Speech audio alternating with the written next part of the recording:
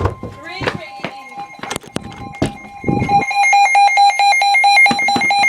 Weather Service in Spokane has issued a severe thunderstorm warning for central Whitman County until 8:30 p.m. Pacific Daylight Time. At 7:54 p.m. Pacific Daylight Time, National Weather Service Doppler radar indicated a severe thunderstorm was capable of producing horizontal hail. This storm was located near Dusty, or 23 miles west of Pullman, and moving north at 25 miles per hour. Other locations in the warning include but are not limited to Endicott, Diamond, and Steptoe. This is a dangerous storm. If you are in its path, prepare immediately for damaging winds, destructive hail, and deadly cloud-to-ground lightning. People outside should move to a shelter, preferably inside a strong building, but away from windows. Repeating, a severe thunderstorm warning has been issued until 8:30 p.m. Pacific Daylight Time for the following county: Whitman County, Washington.